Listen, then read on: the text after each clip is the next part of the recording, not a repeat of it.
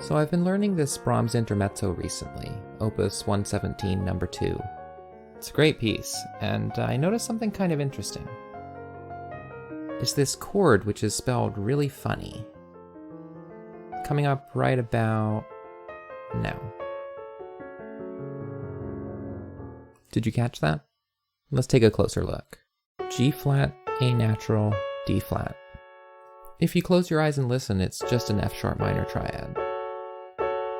Or if you really want, a G flat minor triad, which might make more sense in B flat minor. But the way Brahms spells it seems to mix the two. A naturals, but G flats. So what's the deal here? Now you may be tempted to think that Brahms was just trying to avoid a double flat, because who likes to read double flats? And since we're in the 5 flat key of B flat minor, you can't very well have an F sharp minor chord. But there's one big glaring issue with that interpretation. Take a look at this spot a little bit later on in the piece.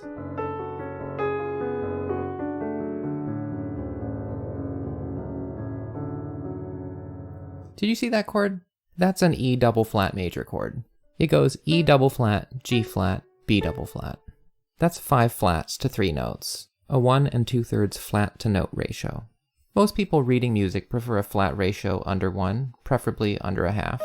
But Brahms had his reasons. That chord is a Neapolitan chord in the key of D flat.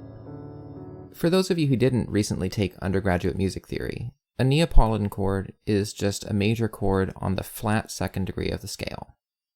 So in D flat, the second degree of the scale is E flat. The flat second degree of the scale is E flat flat or E double flat. So that's why you have to have an E double flat major triad. Same notes as a D major triad, but with 5 times more theory. Anyway, the point is, going back to the A natural, that the kind of composer who's going to write an E double flat major triad isn't going to shy away from calling that A natural a B double flat, thereby making a correctly spelled G flat minor triad. For a double flat loving composer like Brahms, there's got to be a reason for doing it the way he did it. So let's dive in. If you want to understand what a chord is, you have to look at where it goes, how it resolves. In this case, after the chord cascades down the keyboard, Brahms adds a low E flat in the bass. After that, the D flat in the soprano, which has been held all this time, resolves down to a C. Finally, we resolve to the opening B flat minor harmony. So, to recap, first we start with our weirdly spelled mystery chord. Then we add an E flat in the bass, which leaves us with, well, something pretty weird still, to be honest. It sounds like a half diminished 7th chord, but again, that would be spelled with a B double flat.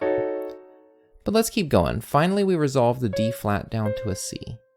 And now we're getting somewhere, because this not only sounds like a diminished 7th chord, but if we rearrange it a little, you can see that it actually is a diminished 7th chord. And not only that, it's the diminished 7th chord built on A, the leading tone, to B flat. And guess what? It resolves to B flat minor. So this chord that sounds exactly like a minor chord was really just a diminished 7th all along.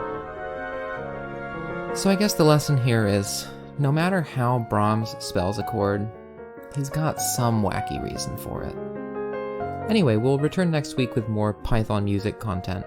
Also, if you've come across any musical mysteries of your own, let me know in the comments. Maybe there's a huge demand for esoteric music theory mysteries, and I can tackle some of your problems in later videos.